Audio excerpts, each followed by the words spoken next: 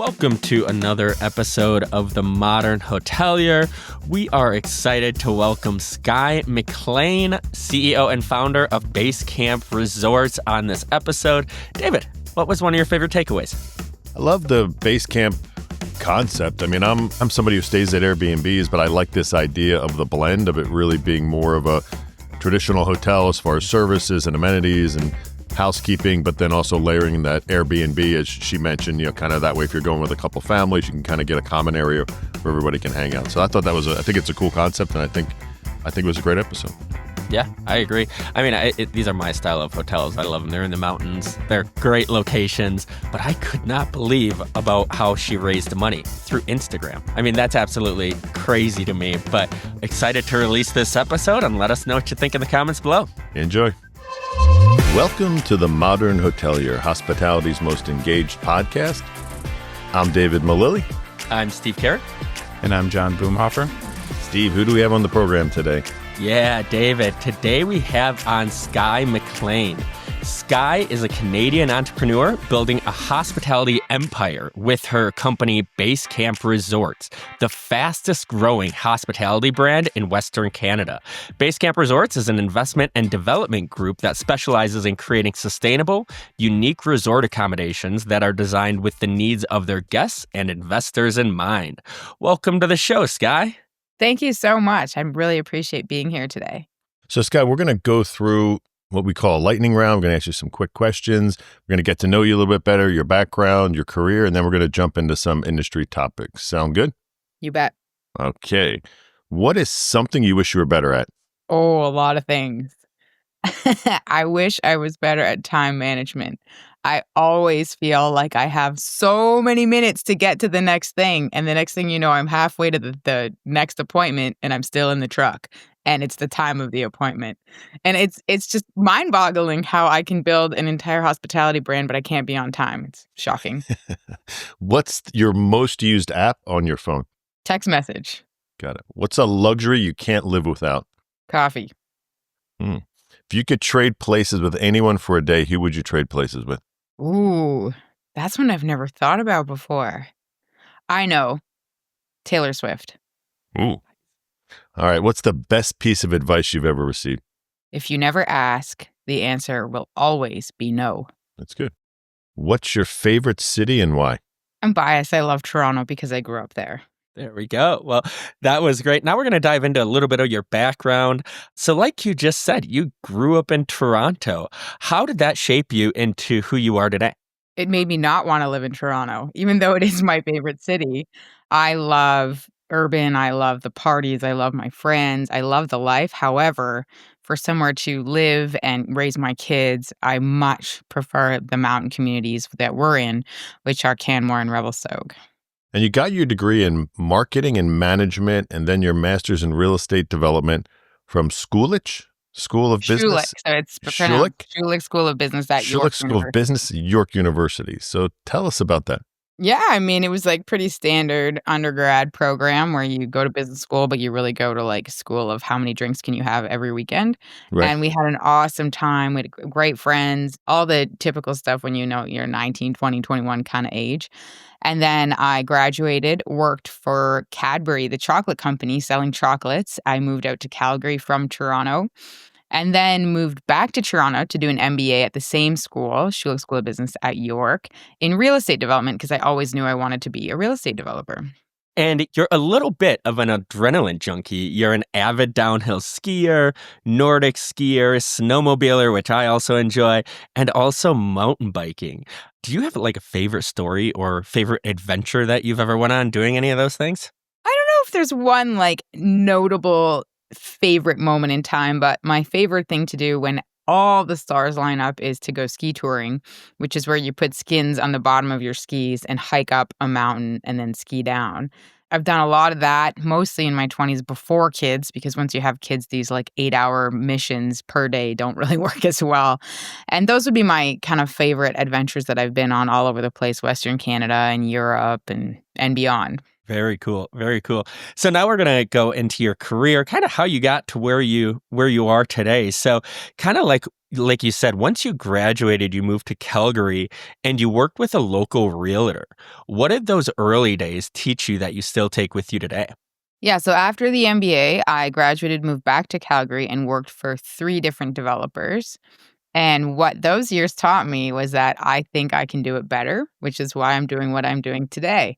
I often wonder, had I, found the perfect job, the dream scenario, would I have still the golden handcuffs on, right? Would I have just like become an executive at a company? Not that there's anything wrong with that, and just stayed.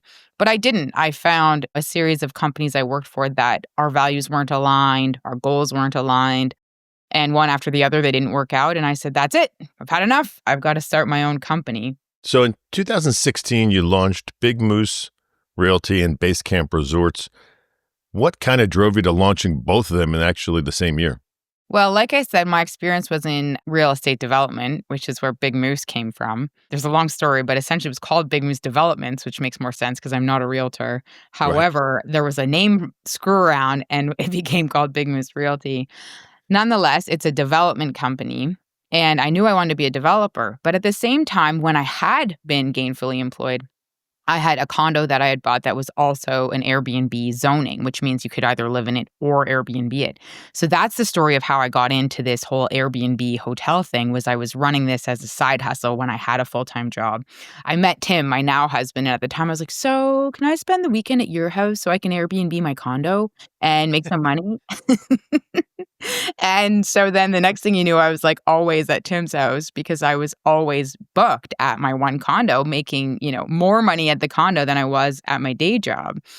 And that was sort of like the catalyst of, oh, I want to have a multiple of these. So back to your question of why Big Moose Realty and Basecamp Resorts was that Big Moose Realty was in charge of acquiring the land, getting the permits, doing the designs, the drawings, that sort of thing. And Basecamp Resorts was the brand, the manager, everything to do with hotels. Because it is effectively two completely different companies. There's many people who are real estate developers and aren't hoteliers. And there's many people who are hoteliers and don't do the real estate development. We just happen to do both. Very cool. So, for those that might not be familiar with Basecamp, can you tell a little bit more of the types of hotels that you have and a lot of the time what type of guests that you have staying with you? Absolutely. So the first hotel was the original vision behind Basecamp, which was, inspired by that one condo I had that I told you about, Airbnb, kitchen, bathrooms, that kind of thing. It's stacked townhomes. It's 32 units.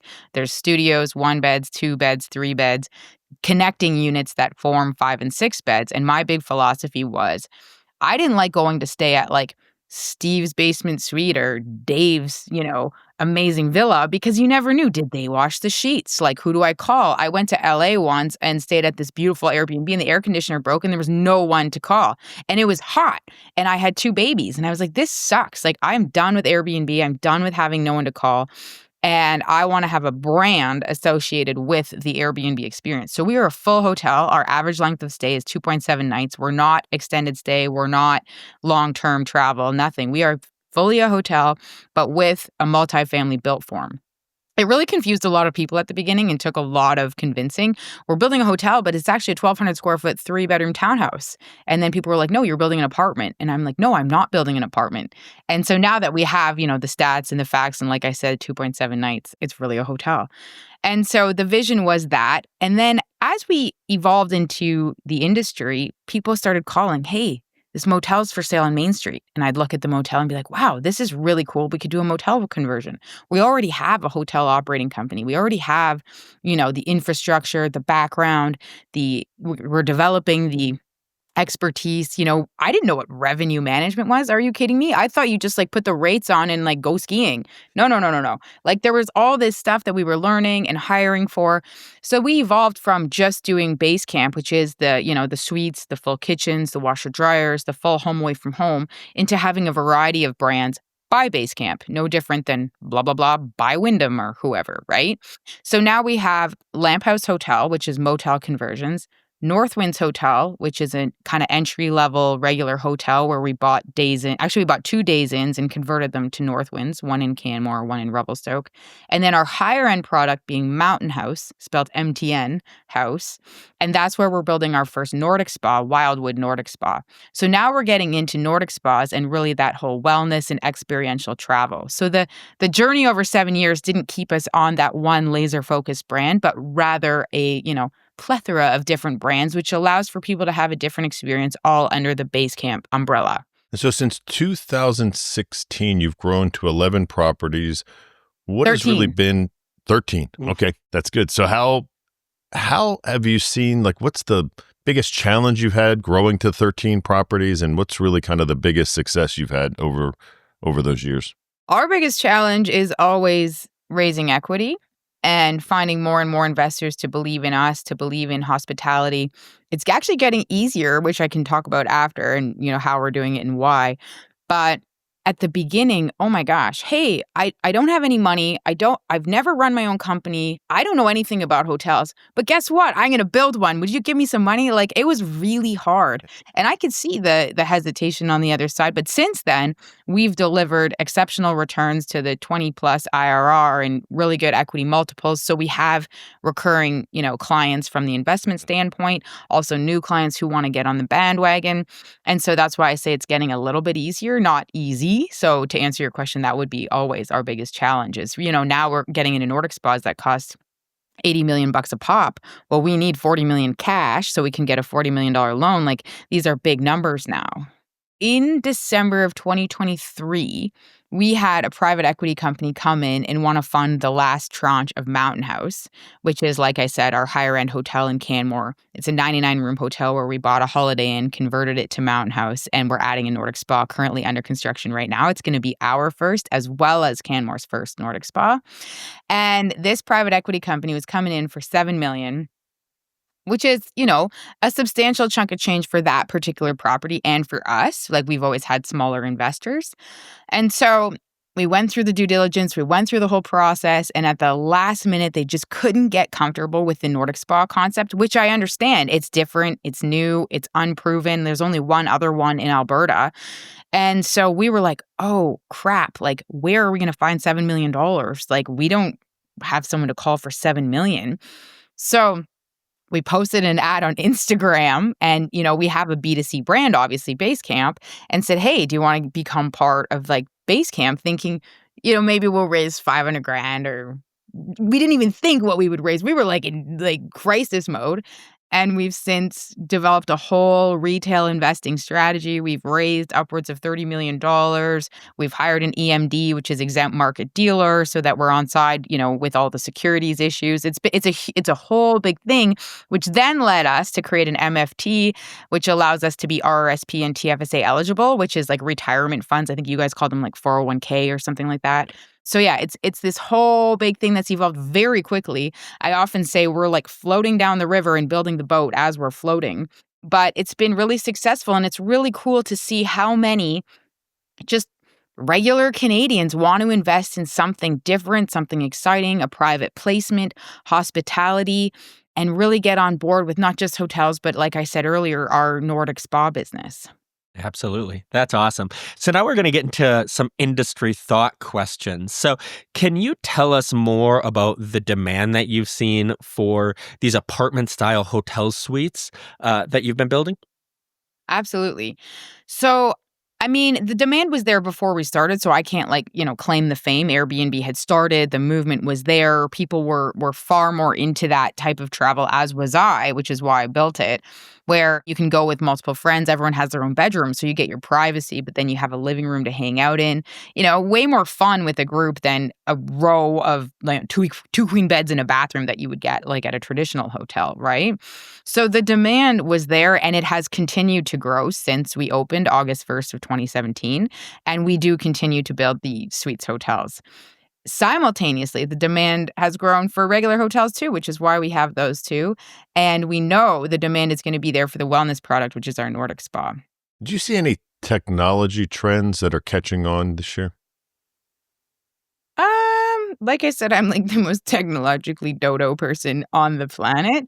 But obviously, people are using way more technology. And I would say at our office is where we've seen the most with like AI, which actually I love AI. I think it's great. I ask ChatGPT everything.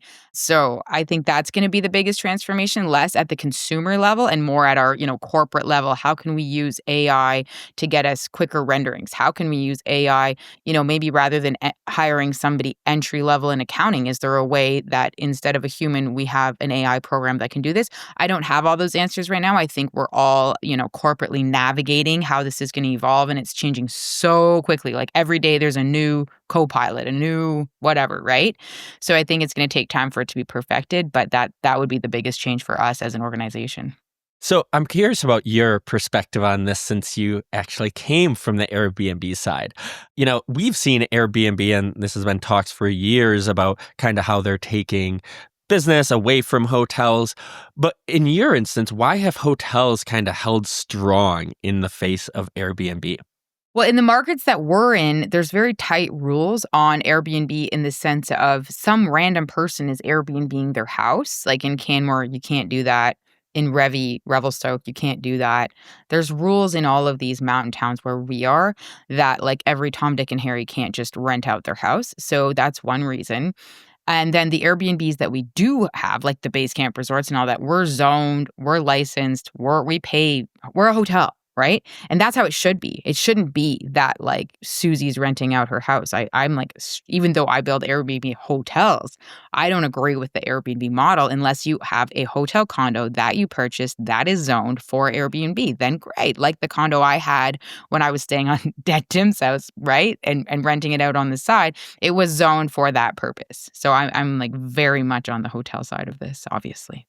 Maybe just give those listening a little bit of insight on how you've built or you've really cultivated a hotel brand identity around destinations. Absolutely. Everything at our company boils down to the experience. Whether you're a guest, whether you're an investor, whether you're someone touching our brand in a different way, a consultant, a contractor, it all boils down to that experience. And so that's how we've really driven people to our brands in these locations. You go to a run-of-the-mill hotel and people don't necessarily get the same training that we offer. People don't necessarily have the same benefits that we offer. I don't have all the ins and outs of everybody else's business, but I know that we offer a really great staff experience. We provide staff accom and we provide benefits for our staff. They're then motivated to, follow our direction and be happier at work, be nicer to the guests, go the extra mile. And I really think it's what you put into the business that you get out. And that's what the consumer is experiencing. And that's why our reviews are really high. People come back. We have really great return guest rates. We have, we always outperform based on the STR reports like RevPAR, ADR in the markets that we're in, among our comp set. So I think it's really because we put in the love and we get out the love. Love that. And last question from David and I. What advice do you have for people that are thinking about either starting their own hotel or even their own outdoor brand? Don't do it. Just invest in Basecamp. No, I'm just kidding. In all seriousness, if somebody were to want to do this, I mean, it's so cheesy. It's so cheesy. And I have nothing to do with Nike, but I would just say, like, just do it. You can't. A lot of people who are like, really want to be entrepreneurs but don't get over the hump is what I call analysis paralysis. It's very good to evaluate risks. It's very good to run a sensitivity analysis. It's very prudent to, talk to people, get input, all that. But if you have that spidey sense, that gut feeling, that entrepreneurial drive, at some point you have to take the leap, right? And there's no right time to have a baby and there's no right time to start a business. Like you just got to do it. Fair enough. Well, David and I have been asking you the questions this whole time. So now we're going to turn the tables and let you ask us a question. Ooh. Any question? Any question. How did you guys get into this podcast? Who started it? I want to know the story. Who's behind it? David, you want to take this one? Yeah, sure. So Steve was working for an Indian-based company that was launching in the U.S. I was an advisor to that company. We were struggling with kind of getting the name out there and getting some branding out there. So we thought if we, I'm the old guy in the room, so I know a lot of people. So I was like, hey, if we start a podcast, I can get some pretty good guests on and that could help, just create some brand awareness. We did that. We were very fortunate. We had John as our producer through, Steve had a connection and who knew John, and we kicked it off, and then we ended up buying it. The company went back to India, and we ended up buying the podcast from them, and now it's ours, and the three of us own it, and we run it, and we've had a lot of fun. That's cool. And is this your full-time gig? Do you guys do other things too? This is my full-time gig. I do a little consulting on the side with different tech companies, since that's kind of my background. But yeah, this is my full-time gig as of last April. I moved over to do it full-time. Cool. So kind of like that entrepreneurial story. We just jumped in and went at it. So yeah. That's cool. Yeah. And David, he's taken a little bit more full-time role this year as well. So it's been great. It's been great. David, you have like the perfect voice for a podcast. Oh, thank When you. you ask questions, it's like, it's dialed. It's like you were born to do this. Yeah, it's pretty hilarious. I tell people that the joke is I started dating my wife in 1996. And when we launched this podcast about 3 years ago, almost 4 years ago now, and she's like, "Oh, you have a nice voice." I'm like, "It really took you like 20 something years to give me a compliment," but that's kind of, I guess, the story of my life. So anyway, thank you. Well, that's great. Our producer, John, he's been sitting in this whole time listening. So we're going to hand it off to him for the final question before we get you out of here, Sky. As you were talking, I was going through the website, looking at all the properties, all the destinations like Banff and some other really awesome places. If you had to pick, like, what's your favorite property, or maybe even better, if someone has not been to one of your properties, what's one place you would like send them to? Like, you got to check this one out. Well, that's always like the hardest question, because it's like, hey, who's your favorite kid? That's you can't right. pick a kid that you like more than the other kid. But in this case, because they're buildings, I would say Baker Creek, which is by Lake Louise. And the reason for that is it's a series of chalets and a couple of lodge buildings, but really in the middle of nowhere, but close enough to Lake Louise that it's not like totally the middle of nowhere. And it's so special. It's so beautiful. There's no neighbors. You see animals all the time. We groom a cross-country ski track in the winter behind the buildings. There's fire pits. It's right on a creek, hence the name Baker Creek. Words don't do it justice, so highly recommend it. Sounds like we got to all head out to go there. Yeah, check it right out. now. It's briefing. Maybe wait a couple months. That's funny. Well, that does it for another episode of The Modern Hotelier. Sky, this is where you can let people know how they can get in touch with you, how they can learn more about Basecamp. So plug away. Yeah, our website, basecampresorts.com. That's where you can find out all about the hotels. And on there, there's an Invest Now button. If you're interested in investing, that would be also where you find information about upcoming deals, our growth, and where we're going, which is next stop, United States of America. Ooh, awesome. Well, that does it for another episode of The Modern Hotelier, hospitality's most engaged podcast. Whether you're watching or listening, we appreciate you, and we'll see you again soon. Thank you, Sky, for joining us. Thank you so much for having me. You made it to the end of The Modern Hotelier. Thanks for watching or listening. The Modern Hotelier is produced by Modern Hotelier Media. Make sure to like and subscribe if you're listening on YouTube, or subscribe wherever you get your podcast. If you know a good guest, sponsor, or have media needs, feel free to reach out to us at hello@themodernhotelier.com. Thanks and have a great day.